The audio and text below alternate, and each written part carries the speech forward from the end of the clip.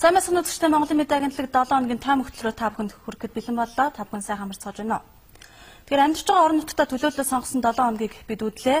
Аймаг сум дүүргийн иргэдийн төлөөлөгчдийн хурлын сонгуул улсын хэмжээнд болж 21 аймаг 9 дүүрэг 330 сумыг тэргүүлэх иргэдийн төлөөллийг бид сонгоод байна. Тэгэхээр улсын хурлын шинэ хуулиар зохион байгуулсан гэдгээр орон нутгийн энэ удаагийн сонгуул онцлогтой болж өндөрлсөн. За улсын хурл энэ хуулийг баталгаар хилцэж явах явцад сөрөг хүчнийхний зүгээс санал хураалт болох өдрийг 11-р сар 21 гэж товлсон нь за дэндүү оройтсох хугацаа хөдөөгийн сонгогчдын эрс хүрэхгүй байх вэ гэж болгоомжлж байгаагаа илэрхийлж байсан ч за сансныг бодоход малчит хотынхныг бодвол санал хураалттай идэвхтэй оролцлоо. Чиглэл өгөөгүй. Орон нутгийн сонгуулийн санал хураалтын эрсцийн мэдээг сонгуулийн ерөнхий хороо хамгийн сүүлд 21-ний 20 цагийн байдлаар тайлбарсан. Улсын хэмжээнд нийт 1,851,103 сонгогчдын нэрсэн жагсаалтад бүртгэгдснээс сонгуулийн эрс 52.9% буюу нийт сонгогчдын 52.9% нь саналаа өгсөн байна.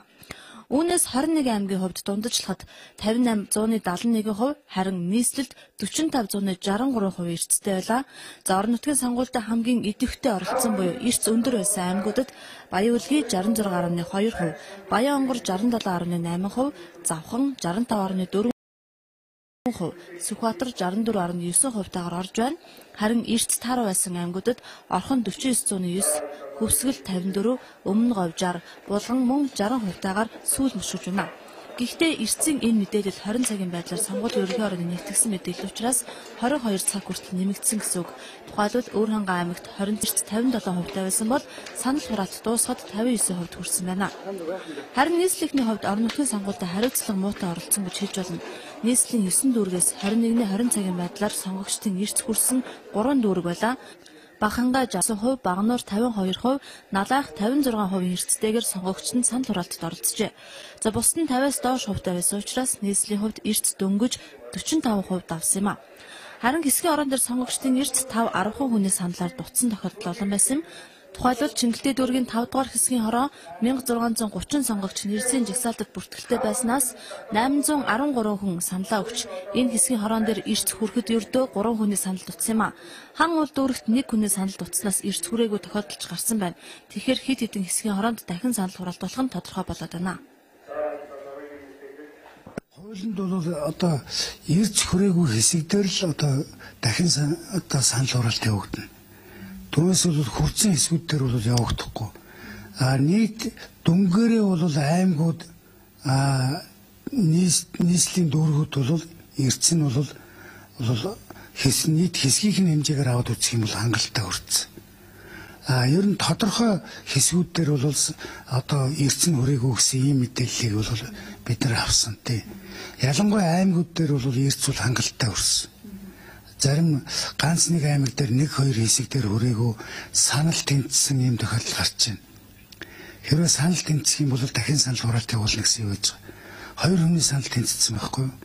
Тэгэхээр зэрэг тэн дээр дахиж санал хураана гэсэн үг. Тийм ганц нэгэн тохиолдол байна аймагуд дээр. Нийслэлийн дүүргүүд дээр бол бас одоо дөнгөө эцэлж гаргаагүй байна. Эцлээд гарахаар бол аль хэсгүүд дээр дахин санал хураалт явуулах уу? Аль хэсгүүдийн санал хүчинтэй үүдээ юм хараад ирнэ. Тэгэхээр ер нь бол аймаг дүүргүүдийн санал хураалт бол амжилттай болсон гэж ойлгож байна. Тэг. Бүхлээрээ аймагаараа юм уу, бүхлээрээ дүүргээр дахин санал хураалт явагдах юм байхгүй. Тодорхой хэсгүүд дээр л ийм асуудал гарах юм төлөвтэй байна. Дахин санал хураалт явуулахад сонгогчдын эрс хүрэхгүй гэх зовлонгүйгээр орон нутгийн сонгуулийн хуулийг баталжээ. Өөрөөр хэлбэл санал өгсөн иргэдийн тоог 100% гэж үзээд аль илүү санал авсныг нь төлөөлж сонгох юм байна. Тэгэхээр нэг хэсгийн хорон дээр 50 хүн ирж саналаа өгсөн ч дахин санал хураалтын дүн хүчинтэй байх юм байна.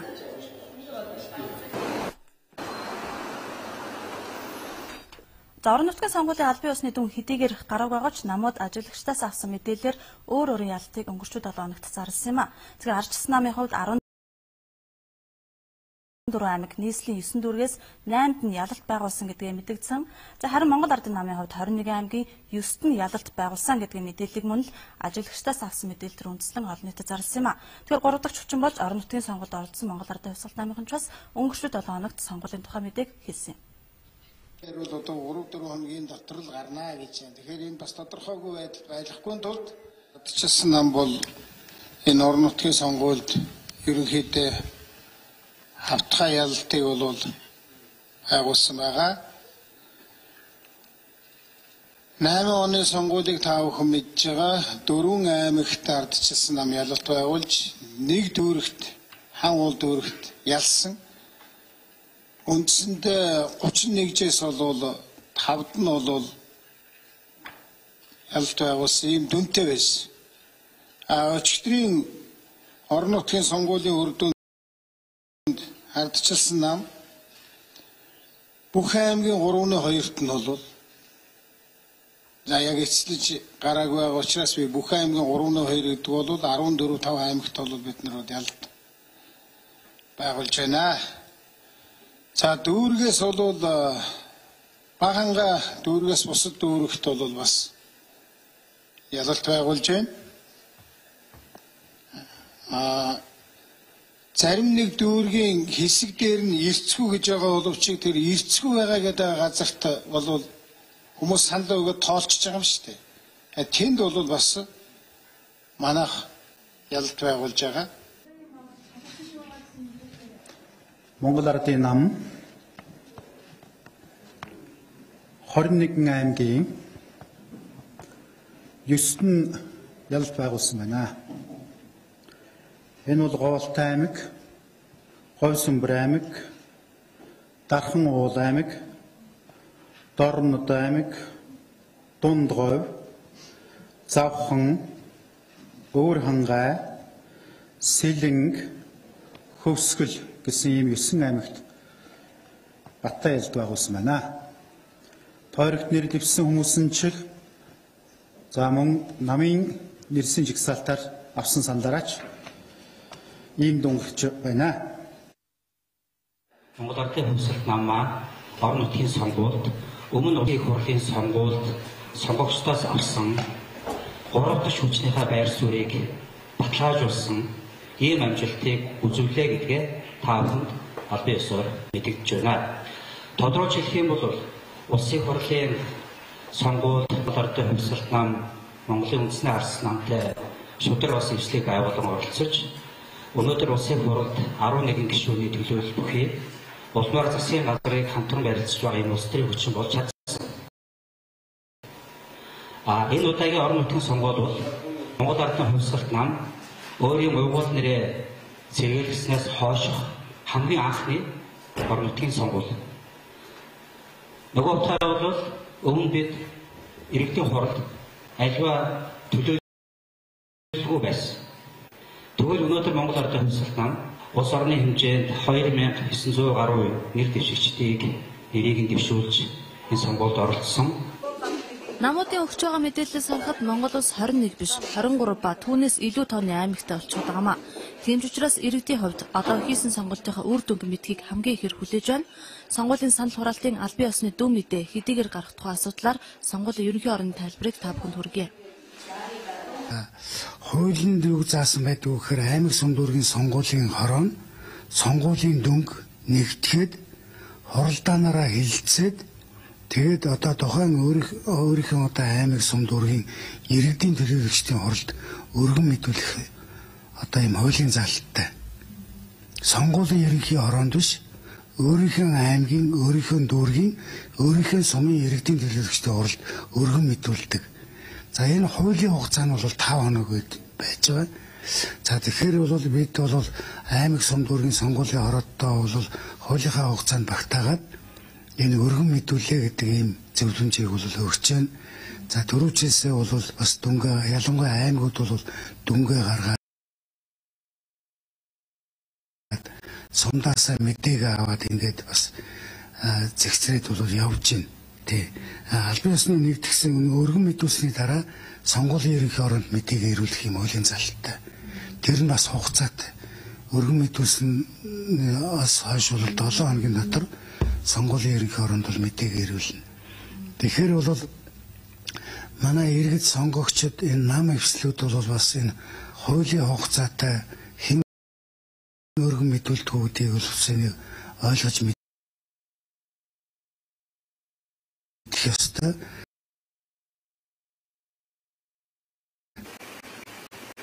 Одоогийн байдлаар зарим аймаг сонгуулийн санал хураалтын дүн мэдээг нэгтгэж шинээр бүрдэж байгаа иргэдийн төлөөлөгчдөө тогтоолын төслийг танилцуулаад байна. За мөн иргэдийн төлөөлөгчийн төр үнэмлэхийг нь гардуулаад байна. Дорнод Дархан улс Сүхбаатар аймгаас манай орон нутгийн төслийг та бүхэнд хүргье.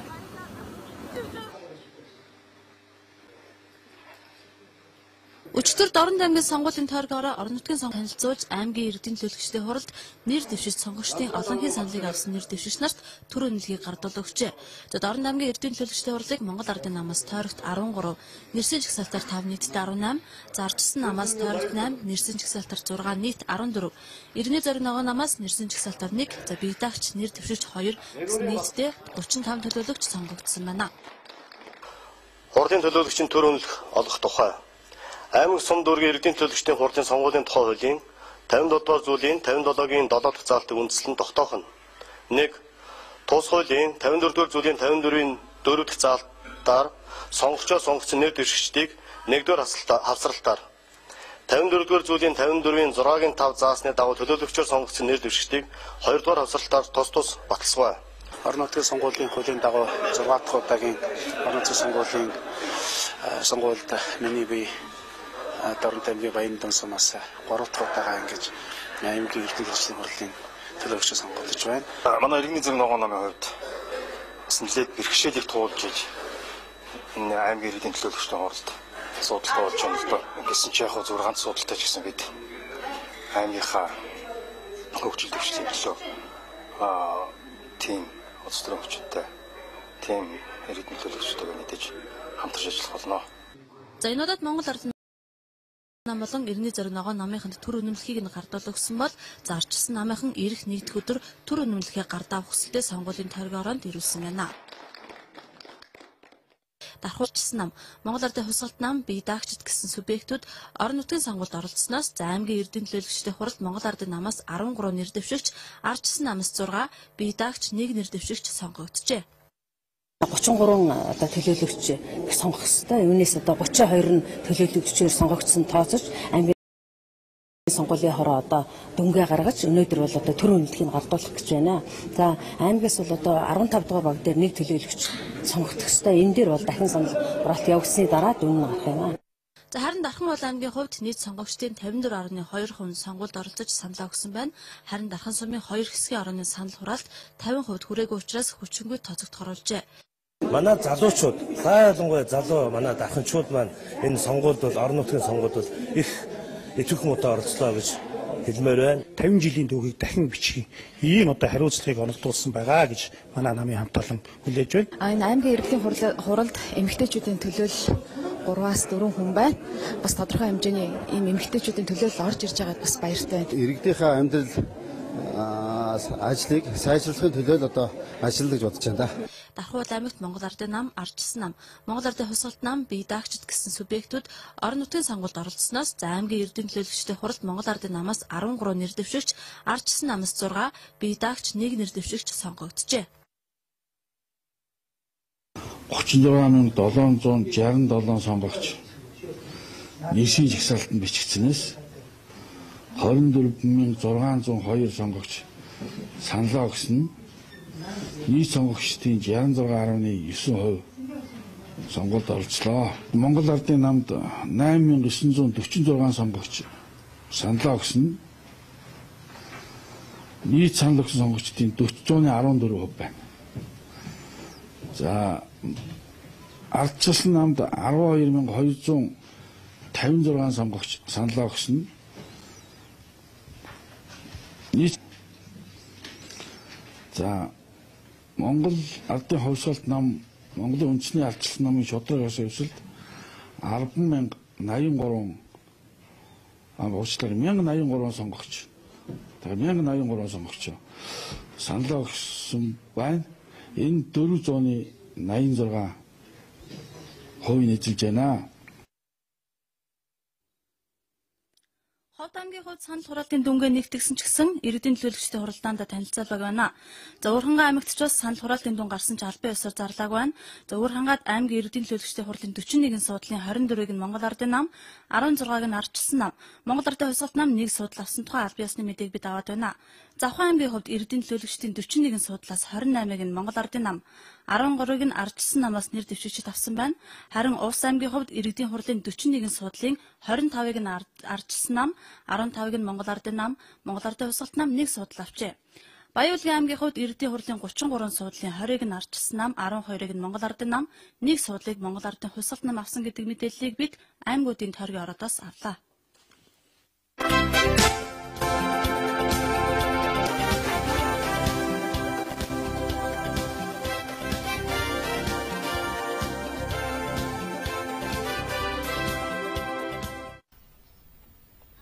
Орон сая тонн зэс 1028 тонн алттай дэлхийд цар хүрээгээр эхний байруудад жагсдаг оюутлогоо хэмээх том ордын эзэд нь монголчууд бидээ. За харин энэ ордоос монгол хүн хизээнээс ямар ашиг бүртэж эхлэх вэ? Ер нь оюутлогын гэрээ сайн муу аль нь болсон талаар маргаан тасрахгүй байдаг. Тэгвэл Улсын хурлын гишүүн Ганбаатар оюутлогын гэрээг гардан боловсруулсан хүмүүсийн нэг болох Улсын хурлын дэд дарга баяр зүгтийг халз мэтгэлцээнд дуудсан нь өнгөрчгүй 7 хоногт болсон юм а. За энэ мэтгэлцээнээс Монголын ард түмэн оюутлогын үйл ажиллагааг зохицуулах 4 гэрээний тухай тодорхой мэдээлэлтэй болох нь гол зорилго гэж оролцогч талууд урьдчилан хэлж, за бас ийм үр дүнгч иргэд хүлээж байсан. За өмнө нь тэр бүр олонд дэлгэгдэж байгаагүй зарим нэг тоо баримт энэ үеэр ил болж аль аль тал нь өөрсдийн байр суурийг хамгаалахаар 2 цаг орчмын хугацаанд мэтгэлцсэн.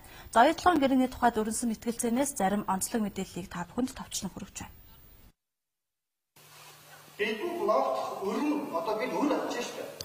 Оюутлогын гэрээг гайхамшигтай хамгийн муу гэсэн 2 дүгнэлтийг мэтгэлцэгч талууд өгч үүнийгээ батлахаар мэтгэлцээний үеэр тоо баримт байр суурийг илэрхийлж байлаа. За Улсын хурлын гишүүн Ганбаатарын хувьд энэгийн гол нь муу гэрээ болсон учраас засаж сайжруулах ёстой гэсэн байр суурьтай байгаа илэрхийлж байсан юм а. Нэгдүгээр оюутлогын гэрээ бол эрсдэлгүй гэрээ. Монгол улсад бол ямар ч эрсдэл байхгүй. 2 оюутлогоо бол Монгол улсад ашигтай гэрээ байгаа. Нийт орлогын 53%-ийг буюу өнөөгийн үндсээр нийт орлогын 59%-ийг нь бол Монгол улс эзэмшиж байгаа. Энэ бол хөрөнгө оруулалтын гэрээ, энэ бол зээлийн гэрээ биш. Эрсдэлгүйгээ тайлбарлая. Байгалийн баялаг 100% Монгол улсын засгийн газрын мэдэлд байна. Төслийн санхүүжил 100% гаднаас орж иж байна. Компани эзэмшлийн хувьд бол 66 хөрөнгө оруулагч тал, 34 нь Монголын тал. Ашигын хуваарлтын хувьд бол 53% Монголын тал, 47% нь хөрөнгө оруулагчдын талд байна. Тийм учраас санхүүжил 100% гаднаас, ашигын 53% Монголын оногдож байгаа. За Монголын тал яагаад эрсдэлгүй вэ гэдэг асуудал байгаа хамгийн түрүүнд. Тэгэхээр хүмүүс бол энийг зээлийн гэрээ гэж ойлгодог байхгүй. Эрсдэл бизнесийн хувьд бол эрсдэл гэж юу гэж ойлгодог вэ гэхээр бизнесийн бүх нөхцөлд ашигтай байхын бол энэ эрсдэлгүй.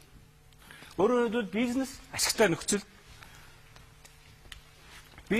нөхцөл Монголын тал ашигтай 53% ашиг авна. Бизнес эрсдэлтэй нөхцөл буюу орлого зарлага тэнцүү нөхцөл Монголын талд ашиг авна. Бизнес алдагдaltaй үуч Монголын талд дотороор ашиг авна. Хөрөнгө оруулагч тал бизнесийн нөхцөл ашигтай нөхцөл зөвхөн ашиг авна. Орлого зарлага тэнцүү нөхцөлд алдагдал хүлээн. Алдагдaltaй нөхцөлд алдагдал хүлээн. Уурхаагаас 1 кг зис олборлоогүй байхдаа бид 3.1 тэрбум долларын өртөө байгаа. Одоо өрөнд орцсон биднээс. Энийг санхүүгийн эрсдэлгүй гэж хэлж болохгүй. Яагаад тэгж хэлж байна гэвэл эхний жил одоо санаж байгаа бах эхний жил бол бид 9.9-ээр нэмэх нь Америкийн инфляцийг оруулаад нэг 10.1 за 11% гэж судлаачид ярьдаг. Тийм өртөөгөр авсан. За би бол судлаачдын тэр өндөр тоог авахгүй хамгийн багаар авъя. 6.1 тэрбум долларын бид одоо энд хөрөнгө оруулалт анхны хөрөнгө оруулалт гэж тооцож байгаа. Баяр зүгтгч хэрвээ зөрүүлтэй бол хэлээр 1 тэрбум нь хайгуулын зардал, 5.1 нь тэжүүдээр байгаа зардал. Гэхдээ гэрээн дотор бол 4 тэрбум орчим гэж бичсэн. Яагаад зөрүүлтэй байдгийг тайлбарлах байх. Тэгэхээр 6.1 тэрбумын бидэнд ноогдох өр нь одоо бид өр авчаа шүү дээ. 200-ны 2084 шүү. 2.1 тэрбум доллар бид өртөө. Энэний хүү одоо аль хэзээний бид 1.1 тэрбум долларын өр болон хүүний өртөө байгаа. Тэрэн дээр 250 сая доллар авсан, 150 сая доллар авсан. Энэний хүүг бид өнөөдөр 21 жилдээ төлж чадахгүй. Хамгийн эцэст би 4-р татвар зүгээр л paradise. Тэдэнд бол гайхалтай гоё боломж өгсөн. Хөрөнгө оруулалтын татварын хөнгөлтийг хөрөнгө оруулагч ирээдүйд шилжүүлэхийг энэхүү гэрээний заалтууд хязгаарлахгүй гэж. Өөрөөр хэлбэл эндээ хугацаанд нөгөө татваруудаа хөнгөлтөө эдэлж чадаагүй бол ирээдүйд бас өөр газруудад татвараа хөнгөлүүлнэ гэсэн. Энэ татварын хөнгөлтүүдийг оруулаагүй хоёр тооцоог л ярьж байгаа. Бид өнөөдөр юу авах вэ? Нөгөө би одоо ногд ашгаа баахаа ярьлаа. Тэн дээр дугтаж ярмааргүй байна. Хоёрдугаар татвараа ярьж байна. Татвар бол зөвхөн Монголын тавлын авдаг ашиг байхгүй. Одоо ингээд нийт гэрээний 70 жилийн хугацаанд бид нар 118 тэрбум Америк долларын орлого олно. Энэ орлого бол үндсэндээ маш ойлгомжтой хуваагдсан. Хөрөнгө оруулалтын зардал 14, үйл ажиллагааны зардал 35, нөөцийн төлбөрт 6, ашиг нь өөрөө 60, менежментийн төлбөрт 1.8. Оюутгууд Монгол ажилчдын авч байгаа цалин гадаадын ажилчдаас хэд дахин бага. Ер нь Монгол хүн ирээдүйд тэнд ажиллах нөхцөл боломж улам бүр хомсдно гэж Ганбаатар гишүүн хэлж байна. Харин үүнийч бас баяр цогт гишүүн нэцаасан юм. Юуны төрөнд оюутлогоо төсөл ашиглаж байгаа технологи ороод дэлхийд эхний 5-д явж байна. Энэ бол тэр хэмжээний мэдлэг мэргэжилтэд боловсон хүчнийг шаардж байгаа гэсэн үг. Харин манай улс үүнд бэлэн биш байна. Монгол ажилчдыг аажимдаа бэлтгэх үүргийг оюутлогоо мөн хүлээж байгаа гэдэг тайлбарыг тэрээр өгсөн. За мөн оюутлогоо жилд манай улсын төсвийн 7-оос 70% бүрдүүлэхэр хэмжээний орлогыг төвлөрүүлнэ гэсэн тоон дээр талуудаас мэтгэлцээнэ нэлээд удаа үргэлжлүүлсэн. Оюутлогоо үйлдвэрлэл явж явах үед бол төсөвт хамгийн бага нь 7% нөлөөлөлтөө, хамгийн дээд нь 70% нөлөөлөлт. Төсвийн 70% гэдэг чинь юу хэлж байна? Үнэхээр одоо Монгол улсын төсөвтэй тэнцэх хэмжээний нөлөөлөл тухайн жилдээ үзүүлнэ гэж байгаа байхгүй. Ийм нөлөөлөлт. Монгол улсын нийт бүтээгдэхүүн дээр бол 7-оос 20%. Эдийн засгийн хүчин зүйлээр бол гаргаад өгөх юм бол ойрын 20 жил бид нар бол 2 оронтой тоогоор өсөлт хийх боломж бол оюутлогоос гарч байна. Өөрөөр хэлбэл Монголын эдийн засгт орж байгаа 3 төгрөг тутмын нэг нь оюутлогоос хамааралтай ийм төсөл байгаа. Тэгэхээр оюутлогоо бол үнэхээр гайхамшигтай төсөл. Үнэхээр гайхамшигтай боломжийг монголчууд олгож байгаа. Энийг харин энэ гэрээгээр улам гайхамшигтай болгож баталгаажуулж чадж байгаа. Ямар ч үсэн 7-оос 70 гээд тэгээд 70% нь ярьлаа. Яг Камеронтой адилхан ярьж байна. Эцэст яг 70 дээр нь төвлөрч болохгүй. 7-оос 70 гэсэн гэдгийг анхаараарай. Тэгээд дотоодын нийт бүтээгдэхүүндээ бол 7-оос 20% нөлөөлнө гэж ярьсан байгаа. 4 жилийн дараа гэхэд чи одоо ингээл бүх ингээд одоо хөрөнгө оруулалтаа нөхцлөө гэж тооцсон. Нөхцлөө гингүүтэл тэр хүнд одоо алдагдaltaгүй ашигчгүй очлоо гэсэн үг. Та түрүү 9 тэрбум ярьж би дараа нь тэрийг ярих хэрэгтэй шүү. Тэгээд тэрний дараа бит хоёр алдагдaltaгүй ашигчгүй хоёулаа 50-50% эзэмшээ. Би нэг 51 байж болох уу? 16-аас доошгүйг нь аваараа гэж. Ингэсэн үгэн дээр 16-ыг бид худалдаж авч болохгүй шүү. Оюутлогын ордоос монголчууд бид хизээ ашиг хүртэж эхлэх вэ гэдэг дээр гишүүд мөн өөр өөрийн тайлбар өгч байна. Ганбаатар гишүүний хувьд одоогийн гэрээ ёсоор бол хамаг мөнгө гадагшаа урсан гарна Монголд үлдэгцүүл байхгүй гэж хэлж байгаа бол Баярцогт гишүүний хувьд 2019 оны ихэнх гэхэд хийсэн анхны хөрөнгө оруулалтаа нөхөн үүнээс хойш ногдлол ашиг авч эхлэн гэсэн юм а. Байгаль орчны тал дээр мөн л асуудал байгааг Ганбаатар гишүүн хэлж одоогийн гэрээгээр бол сэлэнг мөрнийг өмнө горуу татаад авчирсан ч болохоор дураараа авирлах хэмжээнд байгаа гэж байгаа бол нөгөө талаас Монгол улсын хуулийн дагуу бүх зүйл зохицуулагдсан гүний хоолой ус гэдэг газраас гүний усны 20%-аас илүү хэмжээгээр ус ашиглавал төслийг зогсоох хэрэг Монгол улсад байгааг дуулгалаа. Энэ мэтчилгээр оюутлогыг тойрсон мэтгэлцээ бүтэн 2 цагийн турш үргэлжилсэн. За энэ үеэр үзэгчдээс 2000 гаруй асуулт ирсэн гэсэн юм а. Хамгийн гол нь мэтгэлцээнээс иргэд оюутлогын гэрээний талаар тодорхой хэмжээний мэдээлэлтэй болсон гэж хэлж болохоор байгаа юм а. Ганбаатар гишүүний дэвшүүлж байгаа тэр гэрээний удирдлага хяналт алдагдсан, менежмент муутай гэдэг дээр би бол зөв санал нийлдэг. Яг гэрээний удирдлага тал дээр биднээс сайжруулах зүйл бол гэрээнд хэрэгтэй байгаа. Ерөнхийдөө гэрээгээ дөнгөж үзвэл гэрээ мань маш зөв болсон. Би тэгж яг мэрэгчлээний хувьд хэлж байгаа. Яг хөө Баярцогт гишүүний хувьд бол тайлбарлахдаа тэр уул уурхаан яг блокчейн моделийн загварыг эдийн засгийн загвар руу оруулаад санхүүгийн үзэд гаргадагтай. Тэр бүх шатыг зүгээр ингээд энгийнэ тайлбарлах бас хүн ойлгохгүй л дээ. Нэгдлийн мэрэгжлийн тийм өндөр түвшинд тэр хийгддэг учраас сайн ойлгохгүй байх манай иргэд. Тэгэхээр энэ тэр тал дээр бол миний бодлоор бол гэрээ бол Монголын талд ашигтай болсон гэж боддог. Мэтгэлзэн болоод тарих төрөлжүүлж олныг хоёр талаас. Тэг учраас над нийцэхгүй. Консалтант хүний хувьд юм уу? Уулархан эз байдлын эдийн засгийн хувьд харахад бол бид нэр ордын нөөцийн загварчлалыг нэг мөр ойлгох хэрэгтэй байна гэдгийг харж байна. Ямар хэмжээний нөөц байгаа юм бэ? 25 сая тонн зэс юм уу? 40 сая тонн зэс юм уу? Тэгээд тэрийг 70 жил гэж ашиглах гэдэг нь үү? 50 жил ашиглах гэдэг нэг асуудал ярих хэрэгтэй байхгүй юу? Хэрвээ зэсийн үн өсөөд технологи сайжрах юм бол бид нэр энэ ордыг 50 жил биш өшөө илүү ашиглах боломжгүй ядуу оголохтой хөдрийг дахиад 100 жил ашиглах юм байна. Тэр энэ асуудлыг тодорхой болгохын тулд би хамгийн сүүл тэр Ганбаатар гишүүний гаргаад байгаа санаачлалыг бол хэцүү байна гэж бодож байна. За манай баяр зөвтгчийн цус энийг бас нэлээд ажил хэрэгцээ хүлээж авах болов гэж бодож байна л да. Энд би юу гэж харж байна гэхээр үндэсний инженеринг компаниудын оролцоотой гадаадын ямар нэгэн банк санхүүгийн байгууллага этгээдүүд биш. Өмнө нь бид нэг зөндөө хэлсэн юм. Одоо манай үндэсний инженеринг компаниудын чадамж нэлээд өндөр түвшинд сайн болсон учраас бид нар инженерингийн нэгэн зэрэг тооцоолох чадамжтай болчихдог байхгүй. Техникийн талаас, санхүүгийн талаас модельуд гаргахад хоёр гишүүний мэтгэлцээ бол оюу толгойн гэрээг нэрийн ард түмэнд ойлголт өгөхөд ер нь их төхөмтэй боллоо гэж бодож байна. Ягаад гэвэл бид нарт мэдэхгүй байсан зөндөө юмнууд бий. Оюу толгой баяр зөвтгчний хэлснээр бол өөрчлөлт оруулж болдог гэрээ юм байна. Үнэхээр нэг талаас бол сэтгэл дундуур байна. Яагаад вэ гэх юм бол хитргийг техникийн тухай яриад байгаа юм. Хоёрдугаарт нэ бид нар гэрээний тухай ярих ёстой мó?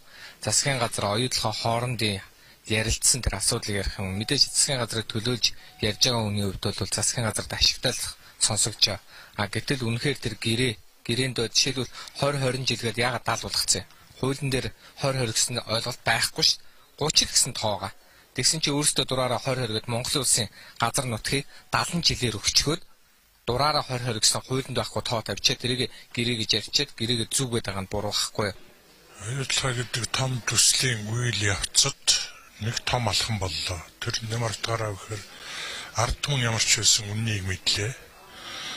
Тэгэхээр хоёр талын эсрэг байр суурь, өөрөөр хэлбэл баяр зөвтгчийн хурлын гишүүн бол эрх баригчдын төлөөлөл, Ганбаатар гэдэг гишүүн бол баяр зөвтгчийн өөрийнх нь хэлснээр гудамжны ч юм уу, яг миний үнэлж байгаагаар бол ард түмний жинхэнэ төлөөлөл.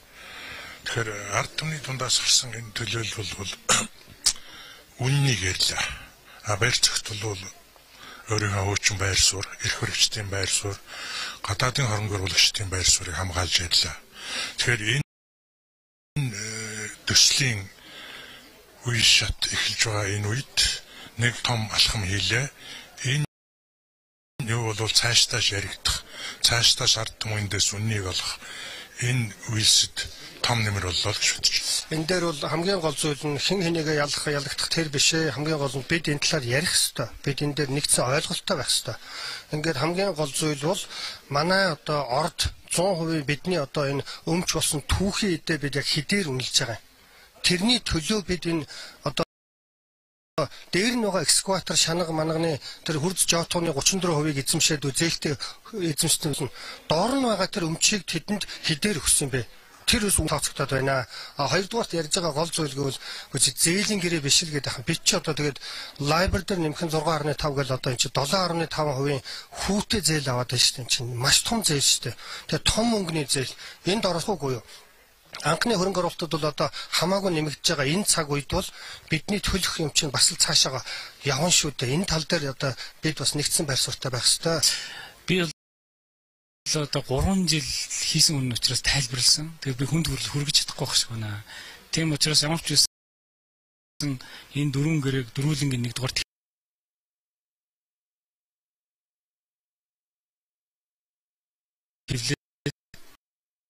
хүсэж байгаа хүн болгонд үнгүү тараая. Нэг хоёрдугаарт нь энэ гэрэний эдийн засгийн агуулга модельүүдийн талаар бол тусгаас нь танилцуулгууд бол хий. За дээрээс нь гэх юм уу. Бол хэлбэршүүлсэн байдлаар бол танилцуулах нь зүйтэй юм байна. Ер нь бол би өөрийн оюу толгойн гэрээ яаж хийгдсэн, ямар зовлон, ямар хүндрэлүүдийг бол туулж хийгдсэн бэ гэдэг талаар бол ном бичнэ гэж ингэж дотор бодож байгаа. Тэгээ энийг бас олон нийтэд бол хүргэнэ. Ер нь оюун толгой гэрээг хийхдээ гарсан сургамжуудыг бол би бас засгийн газарт бол үлдээн. Яг тэгвэл дараагийн олон том одоо төслүүдийг бол бас энэ хөрөнгө оруулалтын гэрээ, доктортой байдлын гэрээнүүдээр бол хийн. Өөрөөр хэлбэл энэ сургамжаасаа бид цаашаа авч маш сайн загвар гэрээтэй болоод цаашдын гэрээнүүд бол энгийн ойлгомжтой амархан хийгдэг энэ боломжийг бол хүргэх ёстой л гэж ингэж бодсон. Ийм итгэлцээнийг оюутлахын гэрээ үзэглэхээс өмнө хийх байсан. Гэхдээ өнөөдөр хийж байгаа нь хизээж хийгээгүйс дээр юм. Цаашид мэтгэлцээнийг үргэлжлүүлж болно гэдгийг мэтгэлцээний төгсгөлд Ганбаатар гишүүн хэлсэн бол Баярцагт гишүүн оюу толгойн гэрээ бол монголчуудад ямар ч алдагдaltaгүй ашигтай гэрээ болсныг дахин дурдсан юм а. Налайхаа уурхад осол гарлаа хүний амь нас эрсдлээ гэсэн мэдээлэл сүүлийн жилүүдэд тасархайллаа. Сүүлийн 8 жилийн байдлаар л гэхэд налайхаа уурхад олборлож байгаад 114 хүн нас орж ийм хэмжээний хүн бэртэж гэмтэн хөдөлмөрийн чадвар алдсан байна. Хамгийн сүүлд гэхэд өнгөрсөн 7 хоногт 5 хүн нүүрс олборлож байгаад харагдаж 2 нь амьд орж 3 нь газар дээр нас орсон. Тэдний нэг нь 22 настай залуу байсан юм а. Энэ бол налайхаа уурхайн асуудалд налайж хандаж болохгүй болсныг харуулж байгаа юм. Төрийн бодлого яахгүй өгүүлэгдэж байна. Хэдий болтол уурхайн гүнд бид хүнээ булсаар ахав. Монгол хүний хүнлэмж налайхт өгөө болж байгаа асуудлыг бид 7 хоногт онцолж байна.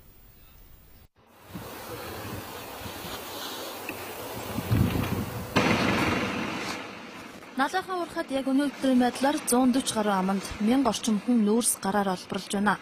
Амьдрах арга мөнгө хайсан олон хүн энд өдөр шөнөгүй ажиллаж байна. Тэдний нэг бол Ган Төмөр. Архан аймгийн Эрдэнэ мандал сумаас энд гэрүүлтийг ярьжээ. 2 хүүхдээ сургуульд оруулж эхнэр нь уурхачдад хоол хийж өгч мөнгө олж байна. Яг манай намдар л одоо 20 доо ажиллаж байна. 20 гарч. Ажиллаж байгаа шүү дээ. Өдөр шөнө 2 бар гэдэг. Тэ. Нийлж байгаа гэхгүй 10 өглөөний 19-ээс хүртэл 19-ээс өглөөний хүртэл. Тэгээд ер нь цалин хангамж юу нэхэр үү? Цалин бол гайгүй шүү дээ. Чи нөгөө юугаа хоогаал авах шүү дээ. Одоо энэ хэдэн машин гаргана, хэдэн говсхан тэрийг л дундуур нь авчаал. Хоогаал авчих. Цалин бол ер нь гайгүй. Тэгэхээр амны эзэн хичнээн төгрөг авна. Та нарт эдэн хувааж амсан тийм тохиролцоо яах вэ? Ерөнхийдөө юу шүү дээ. Өнөөдөр нэг 20 говс татлагад амны эзэн нэг 10 авах гэж байна. Тэр чи яг энэ ч нэг тасвар бүх юм гаргаад тэгээд лав. Тэгээд тасвар мод чолоо бүх юм амны эзэн чи бүх юм батланд гаргаж авах. Тэгээд авч байгаа. Тэгээд яг тэр тал илүүг нь тавьчихсан маань бид нар авдаг хаач авдаг. Хавар налах аюултай осолтой аваар осол их гардаг хүн амьд нас урдаг гэл яриад идэг даа сонсч байсан байх тийм ээ. Тэгэхээр ер нь энэ дээр та юу гэж боддгоо? Ер нь аюулгүй ажиллагаа ер нь хэр хангагдсан гэж та таны зүгээр ингээ хүний аюулгүй ажиллагаа хааж ер нь хангаж байх хэрэгтэй юунд ажилламж те. Энэ одоо ерөөдөө одоо энэ доторх нөгөө арам бэхлэг мэтлэг байнга тавьж өгч өрөөд нөгөө ажилтнуудаа аюулгүй ажиллагаа нөгөө дүрм журм байнга онц танилцуулж өгдөг шүү дээ. Ган Төмрийн ажиллаж байгаа аманд залуучууд голдуу байгаа юм а. Тэд өдөр шөнийн ээлжээр ажилладаг, завуурхад ажиллана гэдэг бол хамгийн түрүүнд хөдөлмөрийн аюулгүй байдлыг дээд зэргээр сахина гэсэн үг. Үүнийг тэрэндээ хангаж ажиллаж байгаагаа хэлж байна. За өглөө ажилдаа гарсан баригадын дарга нь хөдөлмөрийн аюулгүй байдлын дүрмийг уншиж танилцуулдаг гэлээ. Өглөө та нар ажиллаа эхлэхдээ энэ дэвтэр дээр нэрээ өчөж байгаа. Тэгээд аюулгүй ажиллагааныхаа дүрмийг тий одоо ингээд уншиж өгөх хэрэгтэй гоо ингээд энэ дээр байгаа юм чинь танилцуулж өгч байгаа байхгүй. Бүгд одоо ингээд 8 юу ихтэй. Нийтээ танилцуулж өгөө тэгээд гараа өсгөж сурвалаа ингээд энэ дээр нэгсэн энэ дээр гарах нүсэж сурвалаа ингээд оруулдаг байхгүй. Таашаа би нард үтсэн үсгтэй нэг тийм олоо орж үтээ. Голтоо дээр байх. Тэгвэл сонирхол байна хоёр жил орсон. Гарын үсгээ зураад газрын гүн рүү орж байгаа залуучууд дотроос уурхай мэрэгчлээ хүн байхгүй бүгд л өдрийн 30-40 мянган төгрөгийн төлөө амиа золж байна гэсэн үг. Ер нь нэг амнаас өдөрт ухаж гаргаж байгаа нүүрсний орлогын талыг нь уурхайн амны эзэн авдаг, үлдсэнийг нь ажилчид нь хувааж авдаг юм байна. Одоо хүн ажиллаж байгаа уурхайн амнууд бүгд эзэнтэй газрыг нь худалдаж авсан байдаг юм байна. За энэ бол шижир мөх гэж хүний эзэмшлийн уурхай шижир мөх газраа худалдаж аваад чамгүй олон жил болж байна. Манайх ч одоо 6 жил болчихлоо. Одоогоор бол нэг 2 3 уурхай ажиллаж шүү дээ. Үйл ажиллагаа бол одоохондоо хэвэл явж байна. Нийтдээ хичнээн хүн ажиллаж байна яг энэ амууд дээр. За одоо чинь шөнийн ээлж явах дандаа өдрөөр ирж байгаа. Нэг яамн дээр нэг 6 хүн, 7 хүн ажиллаж байгаа. Зарим 6, зарим 7 хүн ажиллаж байна. Бусад ер нь ээд гэж бодмоор тиймэрхүү амууд ер нь хэрэг байдаг юм бол энэ. За яг би зүгээр ингээ хараад байдаг юм бол та ер нь энэ юу хийгээд байгаа ингээл араа бэхлэгээ тавихгүй байгаа л юм уу ч гэмээр модчлоо муу хэрэглэхгүй яваад байгаа. Уурхаан нэлээд харагчлаад юм. Яг хуу дээрээс нь манай мэрэгжлийн хяналтынхан уул уурхаа албаныхын энэ яв шалгалт хийгээд хаа зогсоод гэж. Нэгдсэн журмаар том уурхай оруулаад ажилуулъя гэсэн тийм санаа өгн байдаг юм шиг лээ. Ингүүл ер нь таны жишээгээр өөр хүмүүс ер нь орж ажиллах хөв нийлүүлэх юм уу? Тийм боломж харагддаг танд? Ер нь тийм төсөл хэрэгжүүлнэ гэж нэг юм яриад байгаа. Тийм шалгалтаа ч юм болохгүй байгаа шүү. Тэгэх юм бол одоо энэ олон ажилчид чинь бүгдээрээ тэнд ажилд орно шүү дээ. Налахын уурхаагаас зөвхөн тэнд ажиллаж байгаа хүмүүс ч биш, налахаас нүүрс тээвэрж хотод борлуулж байгаа олон хүн бас эндээс хоолоо залгуулж идэг юм а. Ханад бас нэг 6 хүүхэдтэй тэгэл тэргээд хийчих гэл. Тэгэл бас нэг амьдрах гал ядчихлаа. Налахаас ингэж нүүрс ачаад амьдрах болмоор юм шиг байна уу? Ямар юм? Гэхдээ одоо өөр ажил байхгүй юм чинь одоо энэ өвлөө үед энэ ачааны тэрэгтэй хүн бол өөр ажил байхгүй шүү дээ. Тийм энүүгээр л одоо ганц нэг аим зогоох асуудал хийж чинь тэгэл айхтар нэг унгаад сүд болсон ч юм байхгүй. Тэгэл ер нь бол 2 3 хоног яг явдалтай ер нь л ингээл таараад идж уухаас тийш бол гарахгүй л юм байна. Хэдэн зуун хэдэн мянган хүнийг хоолтой залгуулж байгаа ч амнасаа алдах эрсдэл хамгийн өндөр налахын уурхайг энэ хэвээр нь байлгаад хүнээ нүүрсэн дор булсаар байх уу гэдэг асуудал төр засгаас дөрвтэй шийд бодлого хүлээсээр олон жил болж байна. Бодлогын хэмжээнд яах ёстой гэж таны хувьд боддог вэ? Боддогын хувьд бол ерөөсөө энэ ингэж ийм жижиг уурхай болгож, том уурхайг жижиг болгож одоо бутлсны одоо хор урш гарлаа. Тийм учраас одоо энийг бол хөрөнгө оруулалт хийж том одоо жинхэнэ стандартанд таарсан гарцтай татах төхөөрөмжтэй ийм уурхай байгуулах юм бол аюултай орчин үгүй удаж аюултай орчинд ажиллах улсууд нь юм сурж тэрийг шаардлага тавих үйл ажиллагаан ч гэсэн өргөн хүрээтэй болно гэж бодож байна. Тэгэхээр томоохон уурхай болоод яг албан ёсоор ингээд алхажуулаад явуулах юм бол яг айл ажиллагааны хувьд одоо энэ уурхай нөхцөл байдал боломжтой тохирох хор байгаа юу? Ер нь хөрөнгө оруулалтыг нэлийн шаардсан энэ уурхай хэрвээ үлдэж байгаа нөөцдөр үнэхээр их нөөцтэй. Энэ нөөцөн дээр нь ажиллаад хөрөнгө оруулалт хийгээд зах одоо юу гэдэг юм да тийм гадаадын хамтарсан ч гэдэг юм уу хамтарсан өгдөж байж болно. Дотоодын хөрөнгө оруулалттай тийм уурхаанууд жинхэнэ стандартаа хийх юм бол аюултай орчингүй аюулгүй тогтвортой юм уурхай болох боломж бий. Гэхдээ их хөрөнгө оруулалт шаардна. Одоо яг энэ уурхаан бүх талбай маань бүгд одоо хуучин ашигтын талбаанууд нь орон зайн энэ тентээс шийдчихэд ашиглаж гисэн ер нь аюултай орсон суулт гаргаж бэлэн болсон, нуран гаргаж бэлэн болсон, гал гараад одоо энэ тентгөө явж байгаа ийм эсэлттэй ажлууд хийгдсэн байна. Налахын нүүрс багнуурынхыг бодвол илчлэг сайтагддаг, тиймээс нийслэлчүүд авч төсөөр байгаа. Өөрөөр хэлбэл хэрэглээ хэрэгцээнд тасрахгүй байгаа учраас энд хүмүүс ажилласаар байна. Мөнгө олж байгаа газраас хүн холдохгүй, за бас нөөц нь шавхагдах болоогүй гэдэг. За тиймээс энэ уурхаараа төр бодлогоо чиглүүлж хандахгүй бол дахиж хүний амь өргөдөхгүй гэх баталгаа байхгүй байна. Улаанбаатар хотноо 11-р сарын 27-наас 30-ны өдрүүдэд аймаг нийслэл сум дунд дүүрэг мөн тээврийн прокуроруудын нэгдсэн зөвлөгөөн болох гэж байна. Зөвлөгөөнд ерөнхий прокурор Дорилгчев, прокурорын байгууллагын 2016 он хүртэлх үйл ажиллагааны ерөнхий хөтөлбөрийн хэрэгжилт, бодлогын асуудлаар илтгэл тавьж, тус газрын прокурорууд мэдээлэл хийнэ.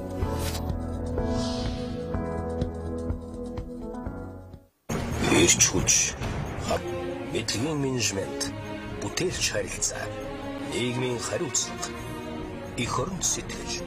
Энэ бол бидний хандлага. Багнуур хувьцаа компани. Уулуурхайн 90 жилийн ойд зориулв.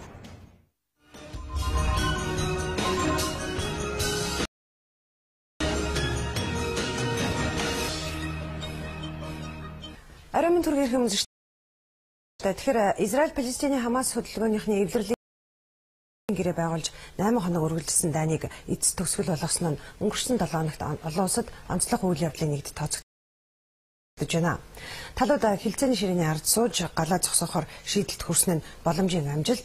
Гэвч энэ эвлэрэл хэр хугацаагаар хүчин төгөлдөр байх бол цаашид байнга дартай торох мэт байдаг ойрох дорндод бүрэн инхтайм тогтоох боломж алхан болж чадах уу гэдэг гол асуултын хариу нээлттэй хэвээрээ үлдээд байна. За одоогоор Израилийн эрх хоригчид болоод хас бүлгөөний удирдагчны аль аль нь ялалт манах хэмээн тунхаглаж байна. Зөвхөн ялалтын төлөөх энэ бяцхан өрсөлдөөн ойрох дорнодын тодорхойлбол Израиль Палестины хямрал мөргөлдөөнийг уг үндсээр нь шийдэхгүй бол өнгөрсөн өдрүүдэд өрнөсөн шиг дайн дахиад л гарах болно гэдгийг ажиглагчид сануулсаар байна. The Wall Street Journal-ийн томч Дуглас Мюррей Израиль болоод Хамас хөдөлгөөний байгуулсан эвлэрэл тогтоож гал зогсоох гэрээг Хамасынхны Израиль руу дахин халдах баталгаа хэмээн шуудхан нэрлэж байх юм а. Тэрээр барууны сэтгүүлчид улс төрчдийн ихэнх нь Израилийн нутаг дэвсгэрлөө байнга пуужингаар харуулж байснаас бус энэ пуужингийн халдлагын эсрэг израильчүүдийн авсан арга хэмжээнээс болж 8 хоногийн дан ихэлсэн гэдэг санаатай болоод санамсаргүй төөрөгдөлд орчихсон байгааг сануулж байна. Энэ утгаараа эвлэрэл тогтоосон нь Израиль түрэмгийлэл зогсоож Хамасынх нь пуужингаар Израилийн нутаг руу тайван харуулцгаа гэсэн үг болж хувираад байгааг тэмдэглэсэн байх юм а.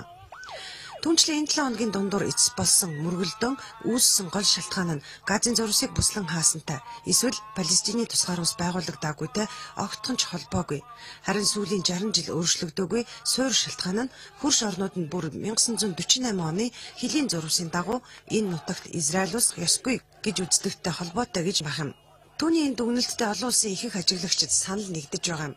Тухайлбал Tagesspiegel-д судлаач Хатиж Акиюн Газын зурвсын ард түмний араб анд нөхд нь хямралыг шийдэх сонирхолгүй байгаад асуудлын гол нь оршиж байгааг тэмдэглэсэн байх юм.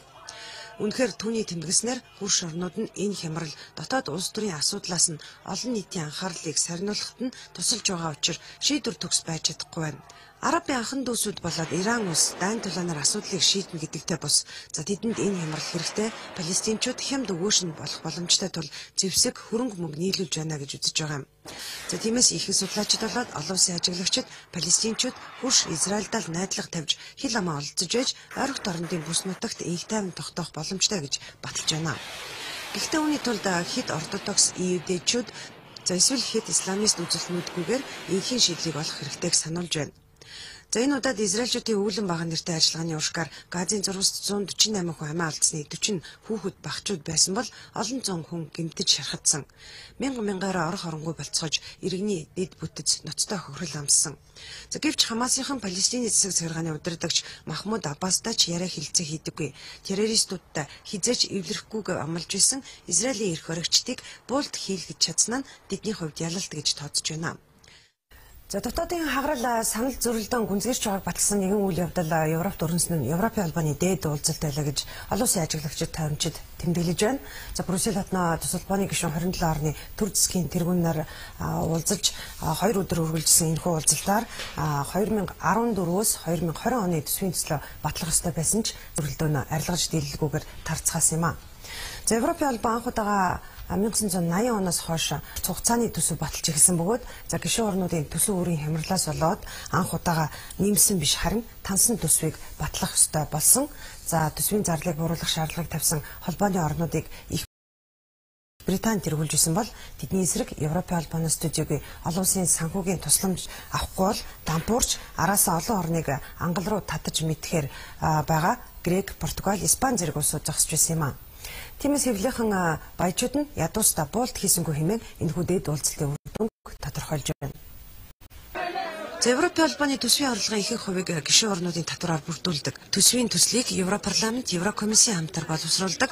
Харин Европын албаны гишүүн орнуудын Европын зөвлөлдөх төлөөлөл санхүү эдийн засгийн энэ гол баримт бичигт өөрсдийн ашиг сонирхлоо тусган зарим нэг өөрчлөлтүүдийг оруулдаг. Чухамхүү 2014-2020 оны төсвийн төслийн яриа хэлэлцээ энэ шатанд очиод байгаа бөгөөд өнгөрсөн баасан гарагт үр дүнгүйхэн өндөрсөн дээд уулзалтанд оролцогчид мухарлаас гарах арга замыг олох ёстой байсан юм.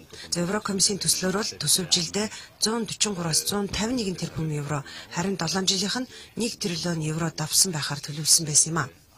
Хэдийгээр зардлыг нэг их нэмэгдүүлэхгүй байхад анхаарсан гэж байгаач Их Британи улс төсвийн зардлыг эрс бууруулахыг шаардаж тус улстай Австри, Германи, Дани, Нидерланд, Финлянд, Франц, Швед улсууд нэгдээд байгаа.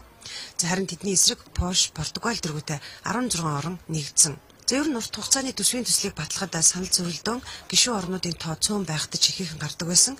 За гэхдээ энэ удаа маргаан нэлээд ширүүсэн нь дээр хэлсэнчлэн анх удаага нэмсэн биш, харин тансан төсөв батлах болсонтой холбоотой. За дээр нь Европын албаа Их Британий хооронд байгуулсан татварын хөнгөлөлтийн хугацаа дуусч дахин ямар хэмжээний татварыг нэгдсэн төсөвт оруулах вэ гэдэг дээр тохиролцох хэрэгтэй болсон нь Британий ерөнхий сайдыг нэлээд ширүүхэн байр суурьтайгаар төсвийн хилцүүлэгт оролцоход нөлөөсөн тооцогдож байгаамаа.